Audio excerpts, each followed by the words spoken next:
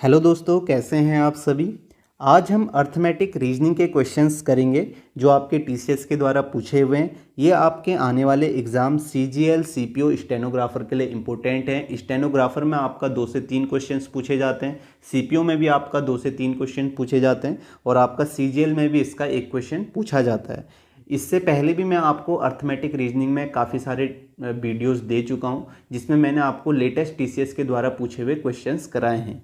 ये जो क्वेश्चंस मैंने लिए हैं ये आपके स्टेनोग्राफर 2020 जो आपका 2021 में हुआ था वहाँ से लिए हैं। अर्थमेटिक रीजनिंग में क्या क्या टॉपिक आते हैं, वैसे तो सभी टॉपिक आते हैं जो भी अर्थमेटिक के होते हैं, लेकिन यहाँ पे जो ज़्यादातर टॉपिक पूछे जाते हैं वो आपके हैं एज से, आपका परसेंटेज से, वेन डायग्राम से, एवरेज से। इससे आपके ज़्यादा क्वेश्चंस पूछे जाते हैं। तो शुरू करते हैं पहले क्वेश्चन से। पहला क्वेश्चन है 6 दोस्त ए बी सी डी ई और एफ की औसत आय जो है 6500 है। बी डी ई एफ की कुल आय 25,000 है। यदि ए की आय सी की आय से 4,000 कम है तो सी की आय ज्ञात करें। तो आपको सी की आय बतानी है और यहाँ पे आप देखेंगे A B C D E F इन सब के बारे में कुछ ना कुछ इन्फॉर्मेशन दी हुई है। एवरेज बराबर क्या होता है, number sum of observation upon number of observation. तो यहाँ पे आप देखोगे A plus B plus C plus D plus E plus F, ठीक है। इनका औसत 6500 दिया है तो इनका अगर हमें इनकम का सम बताना है तो किससे मल्टीप्लाई कर देंगे, 6 से मल्टीप्लाई कर देंगे। तो यहाँ पे आप देखोगे 6500 को हम 6 से मल्टीप्लाई करेंगे तो कितना आ जाएगा, 6 छक्का 36, 6 पंचे 30, तो 39,000 आ जाएगा इनका सम। तो ये यहाँ पे देखेंगे इसका सम आ गया 39,000। उसके बाद आप देखो बी डी ई एफ की कुल आय आपको 25,000 दी है। आप देख सकते हैं यहाँ पे बी, यहाँ पे डी और ई एफ इन चार की कुल आय दी है तो इसे हम यहाँ रख देंगे, ठीक है। ये आपको दिया गया है B plus D plus E plus F की कुल आय आपकी कितनी है 25,000। ये आपको यहाँ पे दिया हुआ है तो इसे आप यहाँ पुट कर लेंगे तो ये कितना आ जाएगा A plus C plus 25,000 equal to 39,000, ठीक है। इसे आप आगे सॉल्व कर सकते हैं। ए प्लस सी इक्वल टू कितना हो जाएगा, 39 में से 25 जाएगा तो कितना हो जाएगा 9 5 14,000, ठीक है। ये यहाँ पे आपका 14,000 आ जाएगा, ठीक है। अब यहाँ पे आप देखेंगे अब एक कंडीशन और दी गई है, ए की आय जो है सी की आय से 4,000 कम है, यानी कि ए इक्वल टू कितना दिया है सी माइनस 4,000, ठीक है। ये आपको यहाँ पे दिया गया तो इसे हम ए की जगह पे पुट कर देंगे। ये एक इक्वेशन है तो यहाँ पे हम पुट करेंगे सी की जगह ए की जगह, तो ये आपका C minus 4,000 plus C equal to 14,000 हो जाएगा, ठीक है। यहाँ पे एक जीरो ज़्यादा हो गया तो ये आपका 14,000 हो गया। अब यहाँ से ये आपका 2C हो जाएगा और 4,000 जाएगा तो 18,000 हो जाएगा और 18,000 को 2 से डिवाइड करेंगे तो यहाँ पे 9,000 आ जाएगा। तो इसका राइट आंसर क्या होगा, जो सी की इनकम है वो कितनी है आपका 9,000, सेकेंड ऑप्शन हो जाएगा, ठीक है। समझ में आ गया होगा। यहाँ पे मैं इस तरीके से इसलिए लिख रहा हूँ ताकि आपको समझ में आ जाए, क्योंकि स्टेनोग्राफर में हो सकता है उन्होंने क्वांट्स ना पढ़ी हो, लेकिन जिसने पढ़ी है वो आसानी से इसे कर लेगा, ठीक है। नेक्स्ट क्वेश्चन है आपका 45 छात्र वाली कक्षा में सभी छात्र शतरंज और बैडमिंटन में से एक या दोनों खेल में भाग लेते हैं। जो आपके 11 छात्र हैं दोनों खेलों में भाग लेते हैं, जबकि 17 छात्र केवल शतरंज में भाग लेते हैं। बैडमिंटन में भाग लेने वाले छात्रों की कुल संख्या आपको बतानी है। वेन डायग्राम से क्वेश्चन है, कैसे करेंगे हम, कैसे वेन डायग्राम बनाएंगे ये मैं आपको बताता हूँ। यहाँ पे आपके 2 स्पोर्ट्स खेले जा रहे हैं, शतरंज और बैडमिंटन, चेस और बैडमिंटन आप बोल सकते हैं। तो आप इसे कैसे बनाएंगे, आप एक फिगर ऐसे ये सर्किल बना सकते हैं। ये जो सर्किल आपका डिनोट कर रहा है ये किसको डिनोट कर रहा है, ये आपका चेस खेलने वालों को, ठीक है। दूसरा हम अलग कलर से बना लेते हैं। ये आपका जो सर्किल है ये डिनोट कर रहा है किसको, बैडमिंटन खेलने वालों को, ठीक है। जहाँ तक ये कलर है तो इसके अंदर सारे जो आएंगे वो आपके कौन आएंगे, बैडमिंटन खेलने वाले। अब आप देख सकते हो जो ये पोर्शन बचा हुआ है, ये वाला पोर्शन यहाँ से यहाँ तक का ये पूरा पोर्शन, ये आपका ओनली बैडमिंटन वाले हैं, ठीक है। और जो ये दूसरा पोर्शन है यहाँ पे ये वाला पोर्शन, ये ओनली चेस वाले हैं, ठीक है, ओनली जो चेस खेलते हैं। अब जो बीच का पोर्शन है इसमें आप देखोगे दोनों कलर हैं, तो इसका मतलब यहाँ पे जो आएंगे दोनों गेम खेलने वाले आएंगे, ठीक है। दोनों गेम खेलने वाले बोथ यहाँ पे आएंगे, जो आपके चेस भी खेलते होंगे बैडमिंटन भी। अब यहाँ पे आपको क्या क्या इन्फॉर्मेशन दी गई है, आपको बोला गया 45 छात्र वाली कक्षा में, तो यानी कि इन दोनों के अंदर टोटल इसका सम कितना है 45। तो यहाँ पे इन दोनों के अंदर 45 आपके छात्र आने टोटल। अब आपको दिया गया जो 11 छात्र हैं दोनों खेलों में भाग लेते हैं तो कहाँ पे आएंगे, यहाँ आएंगे। जो 11 छात्र हैं ये दोनों खेलों में भाग लेते हैं और दूसरा आपको दिया गया जबकि 17 छात्र जो हैं 17 छात्र जो हैं वो आपके केवल शतरंज में, ओनली चेस में, ओनली चेस किस में आएंगे, इधर आ जाएंगे, 17 इधर आ जाएंगे। अब आपसे क्या बोला गया है, अब आपसे ये बोला गया है बैडमिंटन में भाग लेने वाले छात्रों की कुल संख्या ज्ञात करनी है। बैडमिंटन में भाग लेने वाले छात्रों की कुल संख्या आप कैसे निकालोगे, आप देखोगे जो इस सर्किल में है ये आपके टोटल है, ओनली बैडमिंटन नहीं बोला है, कुल बोला है, तो यानी कि जो इस कलर के सर्किल में आएंगे वो सारे बैडमिंटन वाले आएंगे, ठीक है। तो आपको ये वैल्यू निकालनी है जो इस कलर में। अब आप देखो टोटल जो है, टोटल जो सर्किल है दोनों में कितने आते हैं आपके 45 आते हैं। अब आप देखो अगर आप ये ओनली वाला भाग इसमें से माइनस कर दो जो ये 17 हैं, तो आपको ये वाला पता चल जाएगा, ठीक है, जो इस पोर्शन में वो पता चल जाएगा, ठीक है। आप इस सर्किल से समझ रहे होगे, अगर हम इसे माइनस कर दें, टोटल आपके दोनों सर्किल 45 हैं टोटल छात्र, तो यहाँ से अगर आप 17 माइनस कर देते हो तो आपको बैडमिंटन वाले मिल जाएंगे। 15 में से 7 माइनस करोगे तो आपको कितना मिलेगा 8, और 3 में से 1 माइनस करोगे आपको कितना मिलेगा 2, तो 28 इसका आंसर होगा जो कि आपका सेकेंड ऑप्शन है, ठीक है। समझ गए होंगे, या आप इसे फॉर्मूले से भी कर सकते हैं। फॉर्मूला क्या होता है वो मैं आपको यहाँ पे बता देता हूँ। एन ए यूनियन बी, ये आपको टोटल का डिनोट करता है। ये आपका एन ए हो गया, एन ए मतलब ये हो गया कि ये चेस में ये येलो वाले कलर, टोटल ये जो येलो वाला कलर है ये एन ए को डिनोट करता है। दूसरा आपका एन बी हो गया जो ये बैडमिंटन वाले हैं, ठीक है, और minus N A intersection B, तो ये माइनस वाला जो पोर्शन होता है ये आपका बीच वाले को डिनोट करता है, बोथ वाले। तो सारी वैल्यू यहाँ पे आप पुट करोगे तो तब भी आपका आंसर आ जाएगा। जैसे एन ए यूनियन बी की जगह 45 पुट करोगे, एन ए की जगह पे आप 17 + 11 28 करोगे, और एन बी की जगह ये आपको वैल्यू निकालनी है और यहाँ पे आप -11 करोगे तो आपको एन बी मिल जाएगा, यानी कि बैडमिंटन वाले। इस तरीके से भी आप इसे कर सकते हैं। नेक्स्ट क्वेश्चन देखते हैं। नेक्स्ट है, आप देखोगे यहाँ पे लिखा हुआ है 5110 की राशि को राजेश, विवेक और कृपाल के बीच इस तरह विभाजित करना है कि राजेश को विवेक से दुगनी राशि मिले और कृपाल को राजेश से दुगनी राशि मिले। कृपाल को कितनी राशि मिलेगी, ठीक है। तो यहाँ पे 3 लोगों के बारे में बात की गई है, तो हम लिख लेते हैं। पहला आपका राजेश है, ठीक है, दूसरा आपका विवेक है और तीसरा आपका कृपाल है। तो यहाँ पे क्या बोला गया, पहला जो स्टेटमेंट है उसमें ये लिखा है कि राजेश को विवेक से दुगनी राशि मिले, ठीक है। राजेश को विवेक से, अगर यहाँ पे विवेक x है तो राजेश को कितनी मिलनी चाहिए, दुगनी, 2x मिलनी चाहिए, इस तरीके से आप लिख सकते हैं। और कृपाल को राजेश से दुगनी राशि मिले, ठीक है। कृपाल को राजेश से दुगनी, अगर राजेश की 2x है तो कृपाल को कितनी मिलेगी, 4x मिलेगी, इस तरीके से आप लिख सकते हैं। या यहाँ पे आप सीधे 1 2 4 भी लिख सकते हैं, ठीक है। x ना लिखने की बजाय आप यहाँ पे बोल सकते हैं अगर विवेक को 1 रुपये मिलते हैं तो राजेश को 2 मिलेंगे, और कृपाल को राजेश के दुगने मिलते हैं तो 4 मिलेंगे। बात एक है, x से मल्टीप्लाई किया हुआ है। तो यहाँ पे नेक्स्ट में आपको क्या दिया गया, कृपाल को कितनी राशि मिलेगी, कृपाल को कितनी मिल रही है 4x, और टोटल राशि कितनी है 5110 है। आप इसका सम करोगे तो आपको कितना मिल जाएगा, 5110 मिल जाएगा।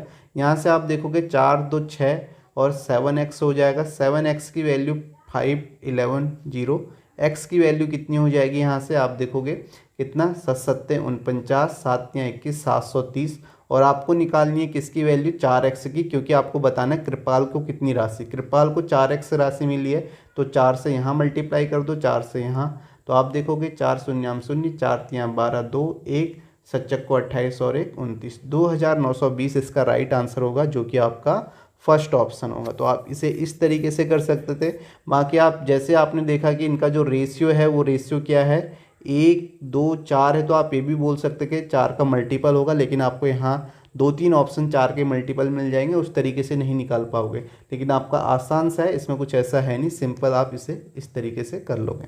नेक्स्ट क्वेश्चन देखते हैं। नेक्स्ट है यहाँ पर, यदि किसी संख्या के वर्ग और उसके घन का योगफल 584 है तो संख्या ज्ञात करें। सिंपल है, जो बोला गया उसे लिख लेते हैं। हमने मान लिया संख्या क्या है, x है, तो किसी संख्या के वर्ग और उसके घन का योगफल, ठीक है, उसके घन का योगफल कितना है 584 है, तो संख्या ज्ञात करें। तो यहाँ पे आप सीधे ऑप्शन से रख लें, x की वैल्यू क्या है यही आपको बताना है। जो x जो हमने संख्या मानी है वो संख्या क्या है, संख्या जो मानी है वो आपकी x है, ठीक है। संख्या x है, उसका सम उस x का square plus x cube equal to 584 है। तो यहाँ से ऑप्शन से जाते हैं तो यहाँ पे 8 आएगा x की जगह, ये 8 का स्क्वायर होगा, ये 8 का क्यूब होगा। तो आप देखोगे 8 + 64 प्लस 8 का क्यूब 512, तो आप देखोगे 64 और 8 कितना हो जाता है आपका 64 8 82, 82 सॉरी 72, 72 और 10 82 प्लस 2 84, ये 584 के बराबर आ जाएगा। तो आपका राइट आंसर 8 है। इसे आप ऑप्शन से करेंगे जल्दी कर लेंगे, ठीक है। और आपको देख के भी समझ में आ जाएगा 584 है तो 8 का क्यूब 512 फिर 8 का स्क्वायर 8 करेंगे तो आपको 584 मिल जाएगा। नेक्स्ट क्वेश्चन देखते हैं। नेक्स्ट देखो यहाँ पे क्या दिया गया, निम्न वेन आरेख में आयत छात्रों को निरूपित करता है, यानी कि यहाँ पे आपको बताया गया आयत जो है रेक्टेंगल जो है ये आपका रेक्टेंगल है, ये आपका स्टूडेंट को डिनोट करता है। उसके बाद जो ट्राइंगल है वो आपका किसको डिनोट करता है, ट्राइंगल आपका खिलाड़ियों को या स्पोर्ट्स पर्सन को, ठीक है। ट्राइंगल जो है ये आपका स्पोर्ट्स पर्सन को डिनोट करता है, और जो सर्किल है वो हॉस्टलर्स को डिनोट करता है, छात्रवासी निवासी, ठीक है, हॉस्टलर को। अब आपको क्या निकालना है, हाउ मैनी स्टूडेंट्स। तो जैसे ही इसने बोला हाउ मैनी स्टूडेंट्स, तो आपका आंसर जो होना चाहिए वो कौन से जो फिगर है उससे होना चाहिए, रेक्टेंगल से, क्योंकि रेक्टेंगल जो है वो आपका किसको डिनोट कर रहा है, छात्रों को, यानी कि जो आपका आंसर होना चाहिए इस रेक्टेंगल के अंदर का ही होना चाहिए, ठीक है। सबसे पहली बात ये, how many students are both hosteller and sports person, यानी कि कॉमन होने चाहिए, वो आपके सर्किल में भी आने चाहिए ट्राइंगल में भी। अब आप देखो वो दोनों कौन हैं, जो आपके हॉस्टलर के साथ साथ स्पोर्ट्स पर्सन है, तो आपको दिखेगा ये 10 ऐसा है जो आपका रेक्टेंगल में भी आ रहा है, जो आपका सर्किल में भी आ रहा है, और जो आपका ट्राइंगल में भी आ रहा है। तो इसका आंसर क्या हो जाएगा, 10 हो जाएगा, जो कि आपका फोर्थ ऑप्शन है, ठीक है। आसान क्वेश्चन होते हैं, आसानी से आपको देखना है, समझ में आ जाएगा, ठीक है। यही इसने बोला है कितने छात्र छात्रावास निवासी और खिलाड़ी दोनों हैं, तो इसका मतलब क्या है, वो आपके क्या आने चाहिए, तीनों जो डायग्राम है उसमें आने चाहिए, ठीक है। तीनों में होना चाहिए वो नंबर, तो एक नंबर यहाँ पे आपको 10 दिखेगा जो तीनों में है, तो ये इसका राइट आंसर हो जाएगा। नेक्स्ट क्वेश्चन करते हैं। नेक्स्ट है, एक पुस्तक जिसका क्रय मूल्य 40 है 25% लाभ पर बेची जाती है, यदि पुस्तक के क्रय मूल्य में 10% की वृद्धि कर दी जाती है और लाभ प्रतिशत समान ही रहता है, तो समान पुस्तक का नया विक्रय मूल्य क्या होगा। तो यहाँ पे आपको सीपी जो दिया गया है वो आपका 40 दिया गया है और 25% के लाभ पर बेची जाती है, तो 40 का 25% या 25% का आप फ्रैक्शन में लिख सकते हैं, कितना होगा, 25% को 1/4 लिखते हैं, तो आप देखोगे यहाँ पे 40 का 1/4 कितना हो जाएगा, 10 हो जाएगा। तो 10% के लाभ पे बेची जा रही है, तो कितने में बेची जाएगी, 50 में, ये आपका एसपी है। अब इसने बोला अगर हम यदि पुस्तक के क्रय मूल्य में 10% की वृद्धि कर दी जाती है, तो अब क्रय मूल्य में 10% की वृद्धि, तो 40 का 10% को हम कितना लिख सकते हैं, 10% को हम फ्रैक्शन में 1/10 लिख सकते हैं, तो 40 का 10% आपका कितना हो जाएगा, 10 चक्को 40 4 हो जाएगा, तो 4 की वृद्धि कर दी जाती है तो 44 हो जाता है। और बोला है कि लाभ प्रतिशत समान ही रहता है, यानी कि पहले जो लाभ प्रतिशत था 25% वो ही यहाँ पे रहेगा, तो 25%, 44 का 25%, यानी कि 1/4 कितना हो जाएगा, 11 हो जाएगा। तो 11 ऐड करेंगे तो यहाँ पे 4 1 5 4 1 5, ये आपका क्या आ जाएगा, नया एसपी आ जाएगा। आपसे यही बोला है कि new selling price of the same book क्या है, तो आपका राइट आंसर क्या होगा, फर्स्ट ऑप्शन होगा। आप देख सकते हैं जो क्वेश्चन पूछे गए हैं वही क्वेश्चंस मैं लेके आ रहा हूँ, तो आपको आगे भी इसी तरीके के क्वेश्चंस मिलेंगे। इससे पहले जो भी आपके सीजीएल में क्वेश्चन पूछे थे अर्थमेटिक रीजनिंग के, वो भी मैंने कराए हुए हैं, आप उन्हें भी देख सकते हैं, उस तरीके के क्वेश्चन भी पूछे जा सकते हैं और ये भी आपसे पूछे जाएंगे।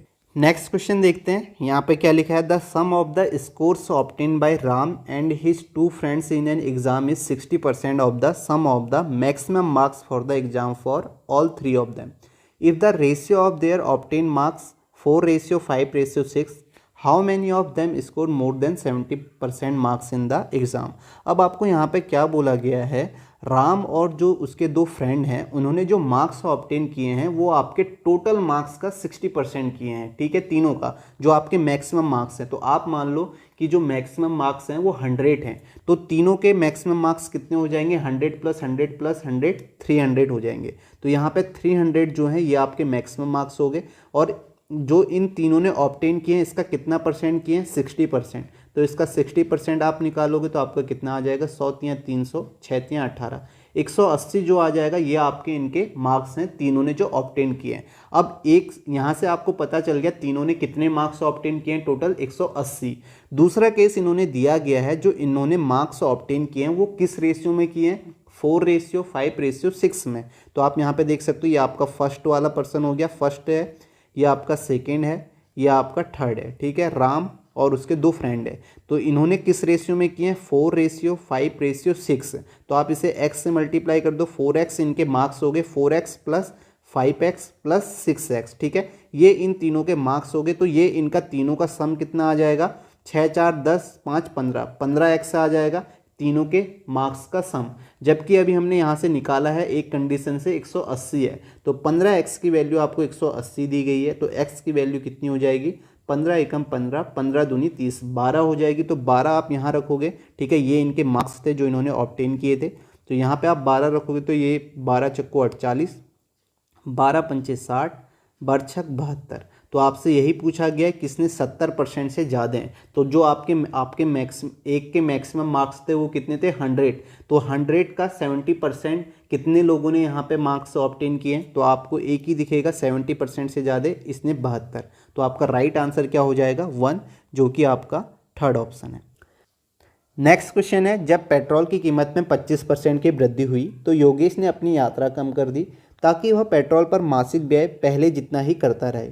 योगेश ने अपनी यात्रा में कितने प्रतिशत की कमी की। तो यहाँ पे आपको एक पता होना चाहिए, एक्सपेंडिचर बराबर होता है प्राइस इंटू कंजम्पशन, ठीक है। तो अब आप देखोगे 25% को आप कितना लिख सकते हो, 25% को आप 1/4 लिख सकते हो, यानी कि पहले जो था आपका 4 आपका प्राइस था, तो 1 की वृद्धि हुई तो 5 हो गया, तो प्राइस आपका कहाँ से बढ़ा, 4 से 5 हो गया। अब आपको यहाँ पे कंजम्पशन कितना करना है, यानी कि कितना किलोमीटर चलना है, ताकि आपका जो भी यहाँ पे एक्सपेंडिचर आए वो आपका क्या आना चाहिए, बराबर आना चाहिए, ठीक है। तो अब यहाँ पे देखो कंजम्पशन 5 से 4 हो जाएगा, आप देखोगे 5 चक्को 20, 4 पंचे 20, जो एक्सपेंडिचर आ गया वो आपका बराबर आ गया, ठीक है। यही आपको बोलना था कि एक्सपेंडिचर बराबर आना है। अब ये कंजम्पशन का मतलब यहाँ पे क्या है कि ये 5 किलोमीटर चल रहा था। जब आपका प्राइस जो था 4 रुपये लीटर था तब वो 5 किलोमीटर चलता था। जब प्राइस 25% बढ़ गया तो उसे कम किलोमीटर चलना पड़ेगा। तो यहाँ पे उसने कितना कम चला है, ठीक है, 5 से 4 है, ठीक है, यानी कि 1 किलोमीटर कम चल रहा है। 1 किलोमीटर 5 पे चल रहा है तो कितना परसेंट चेंज हुआ, तो आप कहोगे यहाँ पे 20%। तो इसका राइट आंसर क्या आ जाएगा, 20%, जो कि फोर्थ ऑप्शन है, ठीक है। इस तरीके से आप कर सकते थे, ठीक है। जो भी आपके CGL CPO वाले होंगे वो तो आसानी से कर लेंगे सारे क्वेश्चन, क्योंकि अर्थमेटिक उन्होंने ऑलरेडी की होगी। तो यहाँ पे आप इसे कर सकते हैं, स्टेनोग्राफर वाले भी। यहाँ पे जैसे मैंने इसे फ्रैक्शन फॉर्म में लिखा है, आप ये मान लो कि पहले प्राइस 100 था, फिर 125 हो गया। यहाँ पर भी बात बराबर आ जाएगी, फिर 125 से आप 100 करोगे और आप देखोगे कि यहाँ पर इनका जो आपका यहाँ पर एक्सपेंडिचर आ जाएगा वो आपका बराबर आ जाएगा, ठीक है। जब हम इस तरीके से मल्टीप्लाई करेंगे, आप बोलोगे यहाँ पे 125 से कितना आपका कम किया इसने, ठीक है, जो भी इसकी यात्रा थी कितने प्रतिशत कम होगी, 25 कम होगी 125 में, तो कितना परसेंट कम हो गया, ऐसे भी आएगा। यहाँ पर भी आप देखोगे ये आपके कट जाते हैं, 4 से 5 ही आता है। फ्रैक्शन फॉर्म में आप कर लेंगे, थोड़ा आपका यहाँ पे कैलकुलेशन बच जाएगी, ठीक है। नेक्स्ट क्वेश्चन करते हैं। नेक्स्ट है यहाँ पे, निम्न वेन आरेख में पंचभुज लड़कियों को निरूपित करता है, ठीक है। यहाँ पे आप क्वेश्चन पढ़ लेना। हम सीधे यहाँ पे देखते हैं कि कितनी लड़कियाँ टॉपर हैं लेकिन मोबाइल फ़ोन का उपयोग नहीं करती, ये आपसे पूछा है। तो पहली बात तो इसने बोला है कितनी लड़कियाँ, ठीक है, हाउ मैनी गर्ल्स। तो गर्ल्स किस में है, वो आपका पेंटागन में है, पंचभुज में। तो यानी कि आपका आंसर जो होना चाहिए वो इस पेंटागन के अंदर का ही होना चाहिए।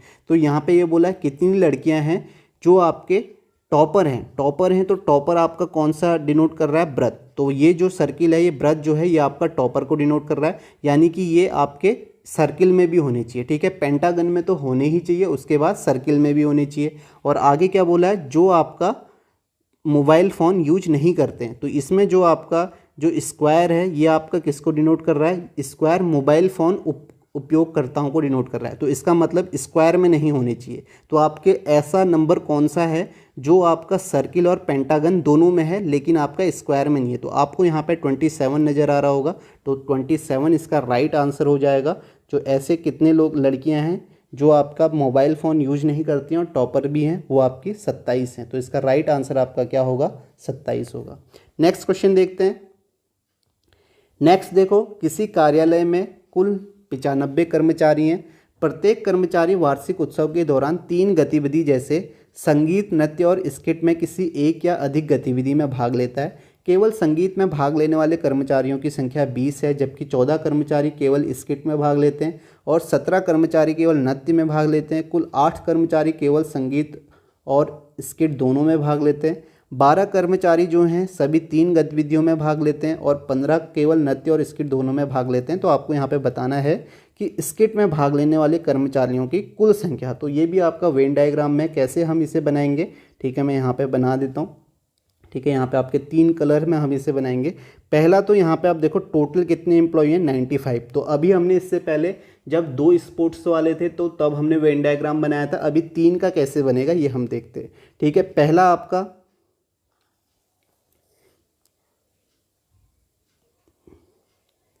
पहला जो आपका है ये आपका जो है ये म्यूजिक वाले हैं। ठीक है, कलर में आप देख सकते हो ये आपके म्यूजिक वाले, तो इस कलर में जो भी आएंगे वो सारे म्यूजिक वाले होंगे।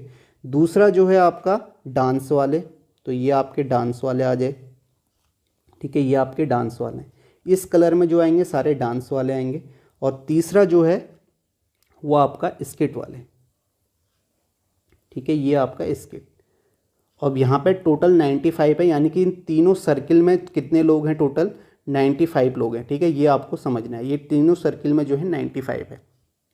अब देखो यहाँ पे जो ये वाला भाग है, ठीक है, इस वाले भाग में 2 कलर आ रहे हैं, एक तो येलो और एक ये वाला कलर आ रहा है। तो इसका मतलब यहाँ पे क्या है, इन दोनों कलर वाले इस बीच में कौन आएंगे, जो म्यूजिक भी होंगे और डांस भी, दोनों जो यहाँ पे आपके गेम्स हैं इसमें पार्टिसिपेट करते हैं वो इसमें आ जाएंगे। और तीनों वाला पोर्शन कौन सा डिनोट कर रहा है, देखो जिसमें तीनों कलर आ रहे हैं, ये रेड वाला, येलो वाला, ये ग्रीन वाला, ये तीनों आ रहे हैं, ये वाला पोर्शन जो होगा तीनों को डिनोट करेगा। ठीक है, आप बाकी समझ गए होंगे, इससे पहले ही मैंने बताया। तो अब यहाँ पे हम देखते हैं क्या बोला गया है। The number of employees participating in only music, only music है ये वाला डिनोट करेगा। तो इसमें कितने हैं, 20 लोग हैं। ठीक है, ओनली म्यूजिक में 20 हैं। उसके बाद लिखा है 14 जो हैं ओनली स्किट में है। तो स्किट में कितने लोग हैं, 14। तो 14 आपके यहाँ आगे इस वाले पोर्शन में, यहाँ से यहाँ तक। ठीक है, ओनली। उसके बाद क्या लिखा है, 14 स्किट में and 17 participate in only dance, 17 जो हैं डांस में। तो डांस में आपका यहाँ आ जाएंगे 17 लोग यहाँ आगे।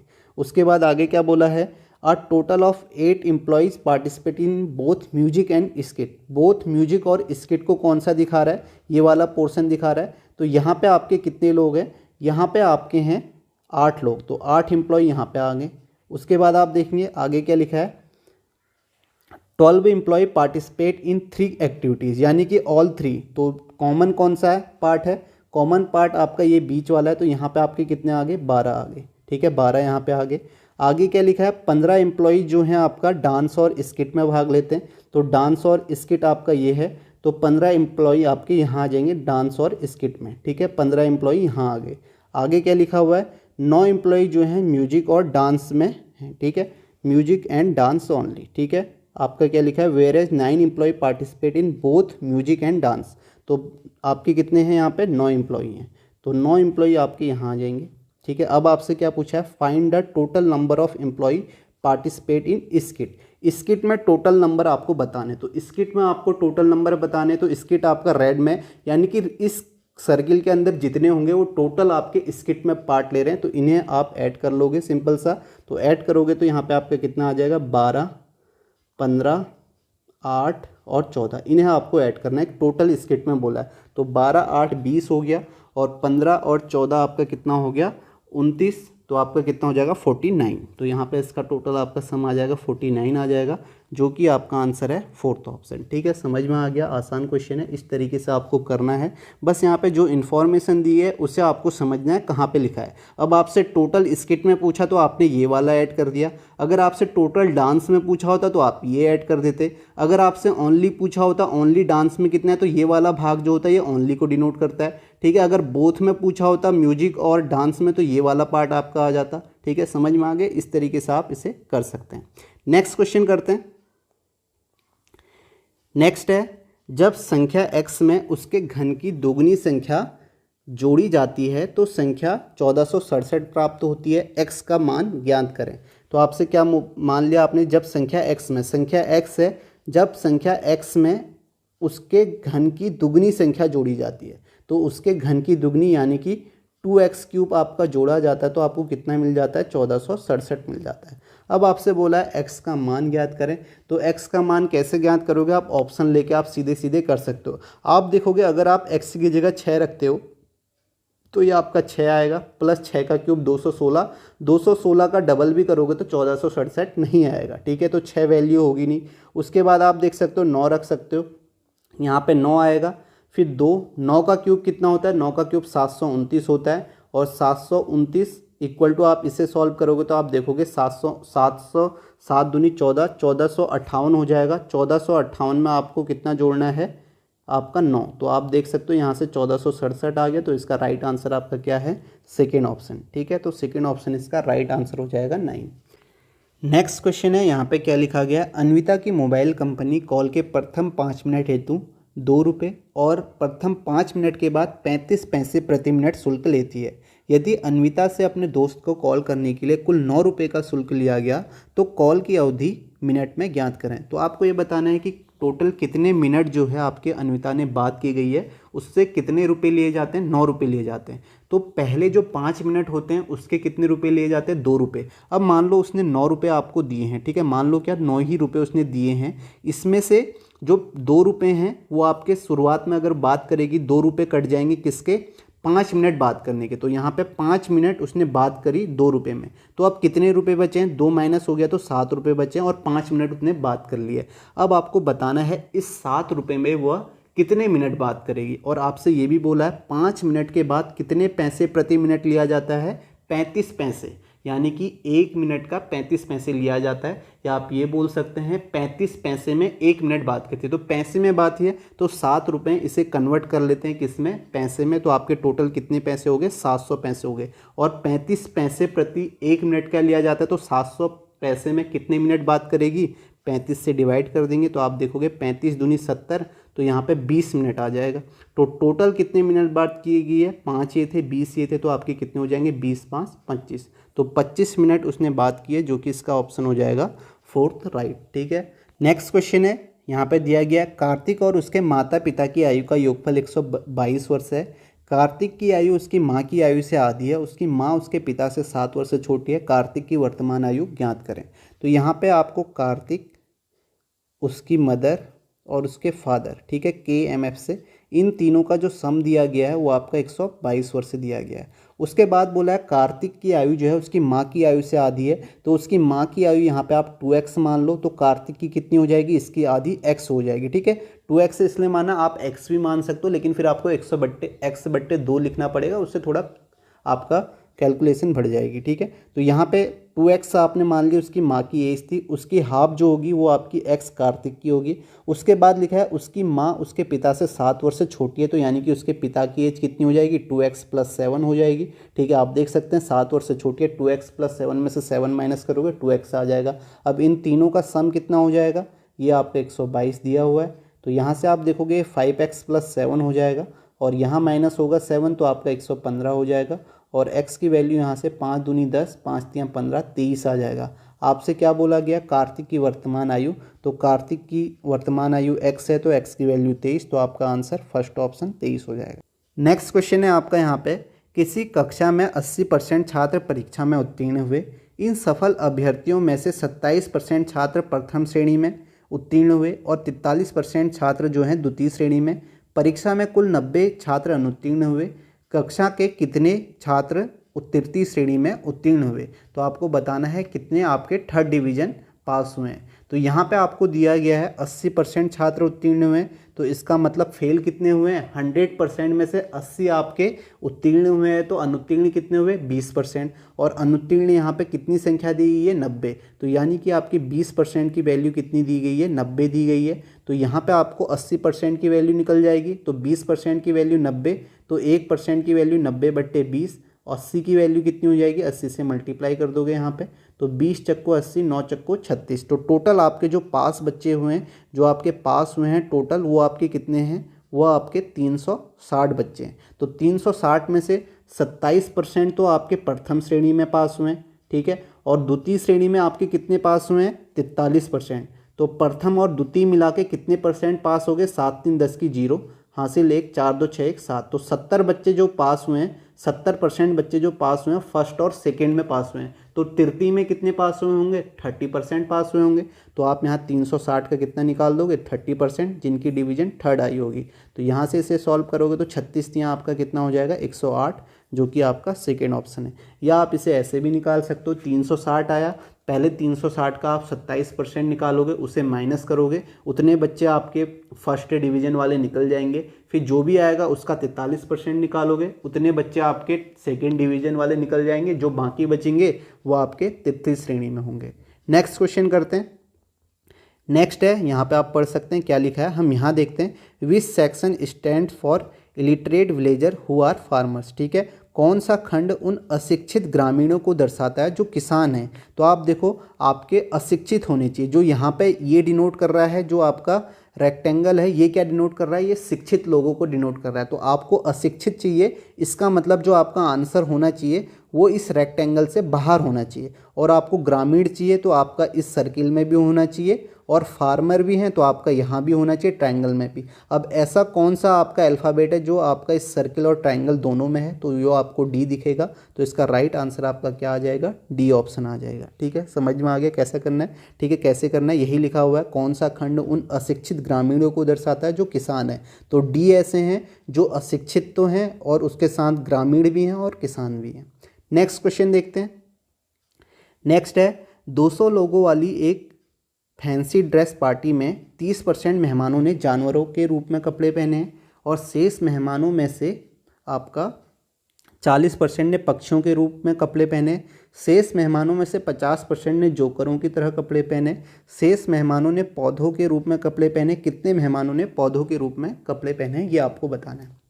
तो सीधे कर लेते हैं, 200 लोग थे। ठीक है, 200 लोग थे, 200 में से 30% मेहमानों ने जानवरों के कपड़े पहने हैं। तो 200 का 30% कितना आ जाएगा, आप 1/, ठीक है, 30% का मतलब हो गया आपका 3/10 हो गया। तो यहाँ से 3/10 आप इसका निकाल सकते हो, या आप ये बोल सकते हो 10% आपका 20 आएगा, तो 30% कितना आ जाएगा, 60। तो 200 का आपका 30%, या आप ऐसे निकाल लो, ऐसे समझ में नहीं आ रहा है तो 200 का 30% इस तरीके से भी आप निकाल सकते हो, तो 60 आ जाएगा। तो 60 लोगों ने तो आपके कौन से जानवरों के रूप में कपड़े पहने, तो 60 माइनस कर दोगे, ये आपका कितना परसेंट है, 30%। तो 60 माइनस करोगे तो कितने लोग हो गए, बचे 140 बचे। अब 140 में से 40% ने पक्षियों के रूप में कपड़े पहने, तो 140 का 40% कितना आ जाएगा आपका, 56 आ जाएगा। तो 56 ऐसे लोग हैं जिन्होंने आपके किसकी तरह, पक्षियों की तरह। ठीक है, ये एनिमल वाले थे और ये आपके बर्ड्स वाले थे जिन्होंने। तो 56 माइनस करोगे, 140 में से 56 करोगे 40 और आपका 16, तो आपका 84 आ जाएगा। तो 84 बचे। ठीक है, अब 84 में से 50% लोगों ने आपके किसकी तरह कपड़े पहने हैं, आपको लिखा होगा यहाँ पे 50% ने जोकरों की तरह। तो 84 का 50% कितना हो जाएगा, यानी कि हाफ हो गया सीधे सीधे। तो हाफ कितने हुए आपके, आपका 84 का आपका 50% 42। ठीक है, तो 42 लोग जो होंगे जिन्होंने जोकरों के कपड़े पहने, तो बचे कितने, 84 से 42 घटाओगे तो 42 ही बचे। तो 42 लोग जो ऐसे होंगे जो किसकी तरह कपड़े पहनेंगे, पौधों के रूप में कपड़े पहनेंगे, जो कि आपका आंसर हो जाएगा सेकेंड ऑप्शन। ठीक है, सीधे इसी तरीके से आप करोगे तो हो जाएगा। ठीक है, सिंपल है। नेक्स्ट क्वेश्चन है, किसी कॉलेज में जीव विज्ञान या रसायन विज्ञान का चयन करने वाले छात्रों की कुल संख्या 150 है। यानी कि जीव विज्ञान और रसायन विज्ञान का जो चयन कर रहे हैं उनकी जो संख्या है टोटल, वो आपकी 150 है। बाद में 12 छात्र जिन्होंने जीव विज्ञान का चयन किया था, उन्होंने अपने चयन को बदल दिया और रसायन विज्ञान का चयन किया। अब जीव विज्ञान में छात्रों की संख्या, रसायन विज्ञान में छात्रों की संख्या आधी है। अब रसायन विज्ञान में कितने छात्र हैं। ठीक है, इसे आप ऑप्शन से भी कर सकते हैं, ऑप्शन से ज़्यादा जल्दी हो जाएगा, लेकिन हम पहले बेसिक से कर लेते हैं। ठीक है, तो ये आपके बायोलॉजी और आपके क्या है, केमिस्ट्री हैं।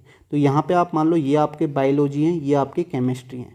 तो 150 लोग टोटल है, उसमें से कुछ आपके बायो वाले हैं, कुछ आपके केमिस्ट्री वाले हैं। तो हमने मान लिया जो इन्होंने 150 में से जिन्होंने बायो लिया है वो आपके एक्स लोग हैं, एक्स लोगों ने बायो ली। तो केमिस्ट्री कितने लोगों ने ली, 150 माइनस एक्स लोगों ने ली होगी। उसके बाद क्या बोला दूसरे केस में कि बाद में 12 छात्र जिन्होंने जीव विज्ञान का चयन किया था, वो क्या, उन्होंने अपने चयन को बदल दिया और रसायन विज्ञान का चयन किया। तो 12 लोग यहाँ से चले गए, तो दूसरे केस में x माइनस 12 हो गए और इन्होंने आपका क्या, केमिस्ट्री ज्वाइन कर ली। तो 150 माइनस एक्स प्लस 12 हो जाएगा, तो कितना हो जाएगा, 162 माइनस एक्स हो जाएगा। ठीक है, बाद में आपके केमिस्ट्री वाले इतने हो गए। उसके बाद बोला गया जब ऐसा हुआ तो जीव विज्ञान में छात्रों की संख्या रसायन विज्ञान में छात्रों की संख्या की आधी है। तो यानी कि ये आपका यहाँ पे अभी कितने हैं बायो में, जीव विज्ञान में x-12 हैं, तो ये आपका केमिस्ट्री वाले रसायन विज्ञान की आधी है, तो हाफ हो जाएगा।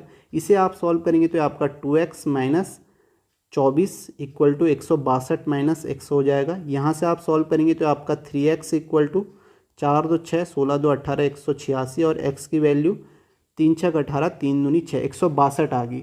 अब आपको क्या बताना है, अब रसायन विज्ञान में कितने छात्र हैं। ठीक है, रसायन विज्ञान में कितने छात्र थे, जब ये 12 इधर है तो 162 माइनस एक्स थे, तो 162 में से आप कितना घटा दोगे 62, तो आपको यहाँ पे 100 मिल जाएगा। तो 100 छात्र जो हैं वो रसायन विज्ञान में अब बचे हुए हैं, तो 100 इसका राइट आंसर हो जाएगा।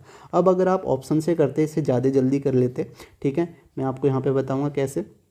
ये आपने माना ये बायो थे, ये केमिस्ट्री थे, तो केमिस्ट्री में अब आपको बताना है कितने छात्र हैं, ये क्वेश्चन है। आपने मान लिया केमिस्ट्री में कितने छात्र बचे, 100 छात्र बचे। तो जब 100 छात्र बचे हैं तो इसका एक कंडीशन क्या है, इसके आधे बायो में होने चाहिए, तो इसके आधे बायो में होनी चाहिए, ये कंडीशन आप देख सकते हो। तो 100 के आधा 50 बायो में हो गए, और इनका सम कितना होना चाहिए 150, क्योंकि टोटल आपके 150 हैं, तो आप देखोगे इसका सम आपका 150 आ रहा है। अब मान लिया आपने इसकी जगह बोलते आप 104 बच्चे आपके केमिस्ट्री में होते, अगर 104 केमिस्ट्री में होते तो इसके आधे आपके बायो में होते, तो 2 पंचे 10 2 दूनी 4 52 बच्चे आपके बायो में होते, इनका सम 150 आता क्या, नहीं आता, तो ये ऑप्शन नहीं होता। इसी तरह आप 88 को लेते तो 88 का हाफ आपके बायो में होने चाहिए थे, तो 44 आपके बायो में होने चाहिए थे, और इनका सम आपका 150 आना चाहिए था, ये भी नहीं आता, तो ये ऑप्शन भी नहीं होता। तो इस तरीके से आप ऑप्शन से भी इसे कर सकते थे। नेक्स्ट क्वेश्चन देखते हैं। नेक्स्ट है, रीना और उसके पिता की आयु का योगफल 60 है, उनकी आयु के बीच का अंतर 36 है। रीना के पिता की आयु ज्ञात करें, सिंपल है इक्वेशन से। ठीक है, तो यहाँ पर रीना उसके फादर और रीना की आयु का योग कितना है 60 है, और उनकी आयु के बीच का अंतर 36 है, तो f माइनस आर आपका 36 दिया है, और उनके रीना के पिता की आयु को निकालना है, तो आप इसे सॉल्व कर लो, दो इक्वेशन कैंसिल, 2f, तो ये आपका 96, तो f कितना आ जाता है यहाँ से 48, तो इसका राइट आंसर आपका थर्ड ऑप्शन 48 हो जाता है। ठीक है, आसान क्वेश्चन थे, तो जो भी क्वेश्चन आपके स्टेनोग्राफर में पूछे गए थे वो मैंने आपको करा दिए। तो एक बार पहले आपको खुद से करने चाहिए सारे क्वेश्चन, उसके बाद ही इनका सॉल्यूशन देखना चाहिए। तो इस वीडियो को यहीं पे समाप्त करते हैं। Thank you.